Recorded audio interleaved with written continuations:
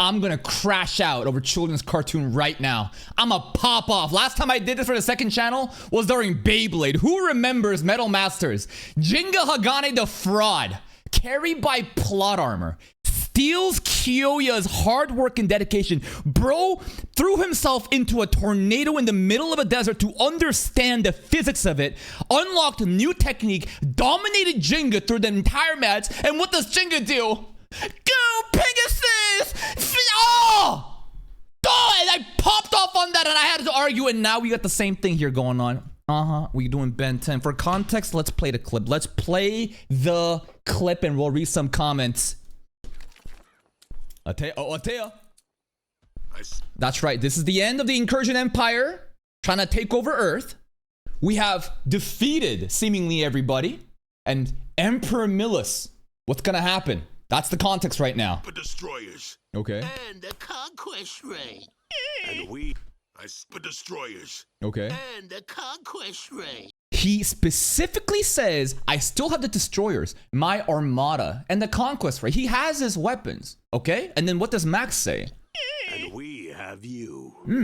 And that puts me in charge. Atea. Which, by the way. So what just happened?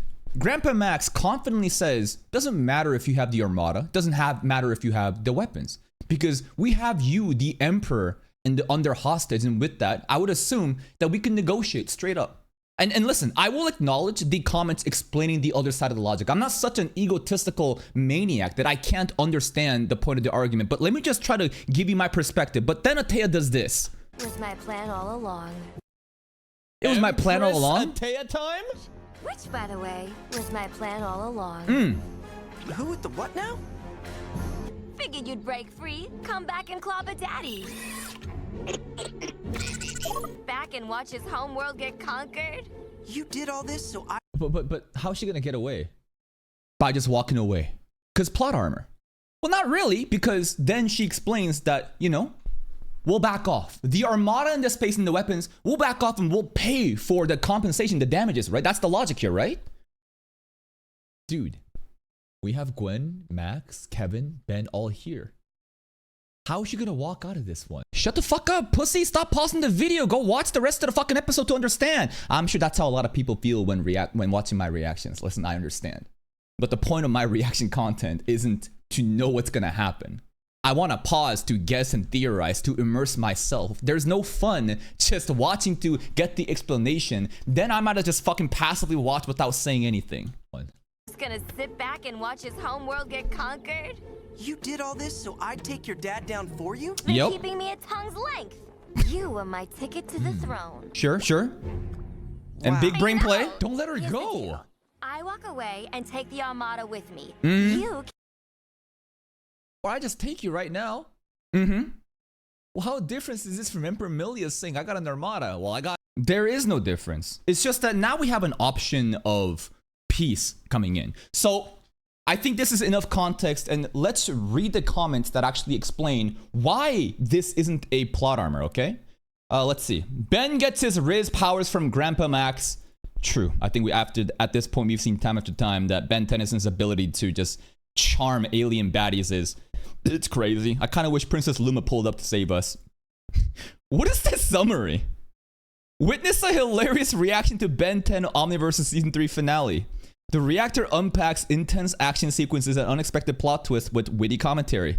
Prepare for insightful analysis and meme-worthy Who made this? Paid actor. Fucking glazing me. But let's read some of the other comments. Remember that Ben transforms into the prime version of each species? I actually didn't know that. That's why he's Giga Chat Frogman? Alright, we can go with that, sure. Way big. This is the other comments too. Let's see. Where's the actual comment that matters? Omnitrix Riz, yeah. Ben rizzing aliens, yeah. Where's the actual comment that, you know, did I ban them? I don't think I did. Right over here, right? They captured Milius because they couldn't take all the incursions forces worldwide. So they were planning on holding him hostage until he withdrew the empire from Earth. But since Milius was captured, Atea was made the acting empress, which allowed her to make the deal with the plumbers to withdraw the forces. Herself exchanged for the plumbers to let go. So it was a win-win for both sides. I don't think so. I think we still had the winning side, but we gave away Atea for no reason. And let me explain to you after I read this comment. Milius clearly wasn't planning on surrendering. So if Atea didn't offer this deal, and the plumbers would have had and her Milius captured, but they would also have to go through the trouble of capturing all the Waybads and dealing with the Armada. No, the Waybads at this point, you know what? That is kind of true. One way or the other, though, we would still have to deal with the Waybats. I acknowledge that. They're going crazy. They're feral. They're no longer under control. That was the whole thing with Dr. Psychobos. And I say that loosely, right? He is saying, oh, congratulations, you stepped on my fucking head. That looks like a ball sack. The Waybaddies are not going to pop off even more because they're uncontrolled now. The Armada stuff, I don't agree with this. So let me explain to you the thought process. Basically, we took the safe route out. We wanted just immediate peace.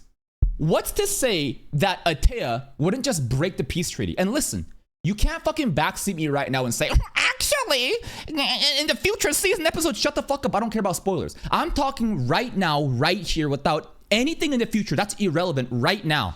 I think that capturing Atea is a safer bet. How many times have we seen, even in the real world, peace treaties mean fucking nothing? It's just a bunch of yap, and then they fucking pull in. What are you gonna do then? It's too fucking late. So there's that. The potential of them just fucking lying and going in. And I straight up think that with Milius and Atea captured, Incursion Frog Empire wouldn't do fucking anything. And do you know why? Because this goat exists. This guy fucking exists. And remember the episode?